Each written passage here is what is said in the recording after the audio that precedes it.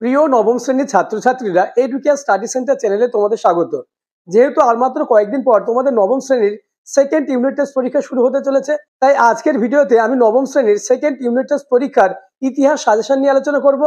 তাই ভিডিওটি প্রথম থেকে শেষ পর্যন্ত দেখো এবং চ্যানেলে নতুন হয়ে থাকলে চ্যানেলটিকে সাবস্ক্রাইব করে পাশের বেল আইকনটি প্রেস করে নোটিফিকেশন অল করে দাও এবং ভিডিওটি তোমার বন্ধুদের মধ্যে শেয়ার করে দাও। শুরু করছি আজকের আলোচনা। নবম শ্রেণীর সেকেন্ড ইউনিট টেস্ট অর্থাৎ দ্বিতীয় পর্যায়ক্রমিক মূল্যায়ন ইতিহাস সাজেশন 2025। তোমাদের সেকেন্ড ইউনিট টেস্ট পরীক্ষাটি 40 মার্কের হবে এবং সময় থাকবে 1 ঘন্টা 30 মিনিট। তোমাদের সেকেন্ড ইউনিট টেস্ট ইতিহাস সাবজেক্টের কোশ্চেন প্যাটার্নটি একটু দেখে নাও। তোমাদের 16টি 1 মার্কের প্রশ্নের উত্তর করতে হবে। 1 মার্কের বলতে এমসিকিউ, এসএকিউ, শূন্যস্থান এবং স্তম্ভ মেলাও। 2 মার্কের 4টি প্রশ্নের উত্তর করতে হবে। 4 মার্কের 2টি এবং 8 মার্কের 1টি প্রশ্নের উত্তর করতে হবে। তোমাদের নবম শ্রেণীর দ্বিতীয় ইউনিট টেস্ট পরীক্ষাটি দুটো অধ্যায় অর্থাৎ তৃতীয় এবং চতুর্থ অধ্যায়, এই দুটো অধ্যায় নিয়ে সেকেন্ড ইউনিট টেস্ট পরীক্ষাটি হবে। আজকের ভিডিওতে এই দুটি অধ্যায়ের 2 মার্কের, 4 মার্কের এবং 8 মার্কের গুরুত্বপূর্ণ প্রশ্ন নিয়ে আলোচনা করব। তৃতীয় অধ্যায় ঊনবিংশ শতকে ইউরোপ, রাজতান্ত্রিক ও জাতীয়তাবাদী সংঘাত। এই অধ্যায়ের গুরুত্বপূর্ণ 8 মার্কের প্রশ্নগুলি হলো: প্রথম প্রশ্ন, ইতালির ঐক্য আন্দোলনে ম্যাসিনি, কাভুর ও গ্যারিবোল্ডির ভূমিকা আলোচনা করো। দ্বিতীয় প্রশ্ন, বিসমার্ক কিভাবে জার্মানিকে ঐক্যবদ্ধ করেন। তৃতীয় প্রশ্ন, ভিয়েনা সম্মেলনের গৃহীত নীতিগুলি ব্যাখ্যা করো। চতুর্থ প্রশ্ন, মেটার্নিক ব্যবস্থা বলতে কি বোঝো, এই ব্যবস্থা কেন ব্যর্থ হয়েছিল। কোশ্চেন নম্বর 5, 1848 সালে ফেব্রুয়ারি বিপ্লবের কারণ কি ছিল, এর গুরুত্ব লেখো। তৃতীয় অধ্যায় থেকে মাত্র 5টি তোমাদের 8 মার্কের প্রশ্ন দিয়েছি। তৃতীয় অধ্যায়ে 4 মার্কের প্রশ্ন। প্রথম প্রশ্ন, টিকা লেখো। এমস টেলিগ্রাম, জোলভেরাইন, ভিয়েনা সম্মেলন এবং ইয়ং ইতালি, এই 4টি টিকার মধ্যে একটি টিকা আসার সম্ভাবনা রয়েছে। দ্বিতীয় প্রশ্ন, ক্রিমিয়ার যুদ্ধের কারণগুলি আলোচনা করো। তৃতীয় প্রশ্ন, রাশিয়ার ভূমিদাস প্রথা উচ্ছেদের কারণগুলি লেখো। কোশ্চেন নম্বর 4, মুক্তির ঘোষণাপত্র কি। কোশ্চেন নম্বর 5, বিসমার্কের রক্ত ও লৌহ নীতি বলতে কি বোঝো। কোশ্চেন নম্বর 6, জুলাই বিপ্লব অর্থাৎ 1830 সালে জুলাই বিপ্লবের কারণ এবং ফলাফলগুলি আলোচনা করো। তৃতীয় অধ্যায়ে 2 মার্কের প্রশ্নগুলি হলো: প্রথম প্রশ্ন, জাতীয়তাবাদ বলতে কি বোঝো। দ্বিতীয় প্রশ্ন, ভিয়েনা সম্মেলনের 4 প্রধান অর্থাৎ বিগ 4 নামে কারা পরিচিত ছিল। কোশ্চেন নম্বর 3, ওয়াটসবার্গ উৎসব কাকে বলে। চতুর্থ প্রশ্ন, চতুর্থ শক্তি চুক্তি কবে স্বাক্ষরিত হয়, এই চুক্তিতে স্বাক্ষরকারী দেশগুলি কি কি। পঞ্চম প্রশ্ন, প্রোপর ঘোষণা বলতে কি বোঝো।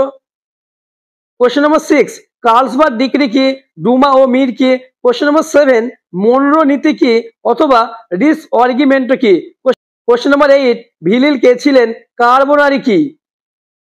কোশ্চেন নম্বর 9, জুলাই রাজতন্ত্র বলতে কি বোঝো। কোশ্চেন নম্বর 10, ফ্রান্সকে বিপ্লব নগরী বলা হয় কেন। কোশ্চেন নম্বর 11, নিহিলিস্ট আন্দোলন কি। কোশ্চেন নম্বর 12, কোন যুদ্ধ 7 সপ্তাহের যুদ্ধ নামে পরিচিত এবং কেন। এবং তৃতীয় অধ্যায়ে 2 মার্কের লাস্ট প্রশ্ন, কোশ্চেন নম্বর 13, মুক্তিদাতা যার কাকে বলে এবং কেন বলা হয়। তৃতীয় অধ্যায়ের আলোচিত প্রশ্নগুলির মধ্যে কতগুলি প্রশ্ন তোমার রেডি আছে তা আমাকে কমেন্ট করে জানাবে। চতুর্থ অধ্যায় অর্থাৎ শিল্প বিপ্লব, উপনিবেশবাদ ও সাম্রাজ্যবাদ, এই অধ্যায়ের গুরুত্বপূর্ণ 8 মার্কের প্রশ্নগুলি হলো: প্রথম প্রশ্ন, ইংল্যান্ডে কেন প্রথম শিল্প বিপ্লব ঘটেছিল। দ্বিতীয় প্রশ্ন, ঔপনিবেশিক প্রতিদ্বন্দ্বিতায় চীন ও আফ্রিকা ব্যবচ্ছেদ কিভাবে ঘটে। তৃতীয় প্রশ্ন, ঔপনিবেশিকতাবাদ বা সাম্রাজ্যবাদ কি, এর উদ্ভবের কারণগুলি সংক্ষেপে আলোচনা করো। এবং চতুর্থ অধ্যায়ের 8 মার্কের লাস্ট প্রশ্ন অর্থাৎ চতুর্থ প্রশ্ন, চীন ও আফ্রিকা ব্যবচ্ছেদে ইউরোপীয় দেশগুলির ভূমিকা সংক্ষেপে লেখো। চতুর্থ অধ্যায়ের 4 মার্কের প্রশ্ন। প্রথম প্রশ্ন, শিল্প বিপ্লব ও নারীদের অবস্থান সম্পর্কে সংক্ষিপ্ত টিকা আলোচনা করো। কোশ্চেন নম্বর 2, সাসিমো বা সেন্ট সাইমন কে ছিলেন, তার মতবাদ কি ছিল। তৃতীয় প্রশ্ন, ভারতকে ব্রিটিশ সাম্রাজ্যের রত্ন বলা হয় কেন। চতুর্থ প্রশ্ন, ঘেটো বলতে কি বোঝায়। কোশ্চেন নম্বর 5, ত্রিশক্তি মৈত্রী এবং ত্রিশক্তি আঁতাত কি। কোশ্চেন নম্বর 6, চীনা তরমুজের ব্যবচ্ছেদ কি। কোশ্চেন নম্বর 7, সাম্রাজ্যবাদ কি, ফ্রেডরিক অ্যাঞ্জেলস ও কার্ল মার্কসের সমাজতন্ত্রবাদ সম্পর্কে সংক্ষিপ্ত টিকা লেখো। কোশ্চেন নম্বর 8, সামাজিক ক্ষেত্রে শিল্প বিপ্লবের প্রভাব আলোচনা করো। মাত্র 8টি 4 মার্কের প্রশ্ন তোমাদের দিয়েছি। দেখো, সাজেশন মানে কোনো প্রশ্নের ভবিষ্যৎবাণী নয়, আলোচিত প্রশ্নগুলি গুরুত্বপূর্ণ। তাছাড়া তোমাদের স্কুলের স্যার বা তোমাদের কোচিং এর স্যার যে প্রশ্নগুলি বলেছে সেই প্রশ্নগুলি ভালোভাবে প্র্যাকটিস করবে এবং আমার আলোচিত প্রশ্নগুলি প্র্যাকটিস করবে। তাহলে তোমাদের সফলতা চূড়ান্ত পর্যায়ে পৌঁছাবে। চতুর্থ অধ্যায়ে 2 মার্কের গুরুত্বপূর্ণ প্রশ্ন আলোচনার আগে যারা এখনো আমার চ্যানেলটিকে সাবস্ক্রাইব করোনি, চ্যানেলটিকে সাবস্ক্রাইব করে দাও এবং পাশের বেল আইকনটি প্রেস করে নোটিফিকেশন অল করে দাও। তাছাড়া ভিডিওটি তোমার বন্ধুদের মধ্যে শেয়ার করে দাও। পরবর্তীতে কোন সাবজেক্টের সাজেশন নিয়ে আলোচনা করলে তোমাদের সুবিধা হবে তা আমাকে কমেন্ট করে জানাবে। চতুর্থ অধ্যায়ে 2 মার্কের প্রথম প্রশ্ন, সেরে যাব হত্যাকাণ্ড কি, লুটাইট আন্দোলন কি। দ্বিতীয় প্রশ্ন, শিল্প বিপ্লবকে বিপ্লব বলা হয় কেন। তৃতীয় প্রশ্ন, এনক্লোজার কি, শিল্প বিপ্লবের সঙ্গে এর সম্পর্ক কি। চতুর্থ প্রশ্ন, কারখানা প্রথা বা ফ্যাক্টরি প্রথা বলতে কি বোঝো। পঞ্চম প্রশ্ন, কে কেন ইংল্যান্ডকে বিশ্বের কারখানা বলেছেন। কোশ্চেন নাম্বার 6, উইটিশ সংস্কার বলতে কি বোঝো। কোশ্চেন নাম্বার 7, শিল্পাশ্রয়ী সভ্যতা বলতে কি বোঝো। কোশ্চেন নাম্বার 8, প্যারি কমিউন কি, চার্টিস্ট আন্দোলন কি।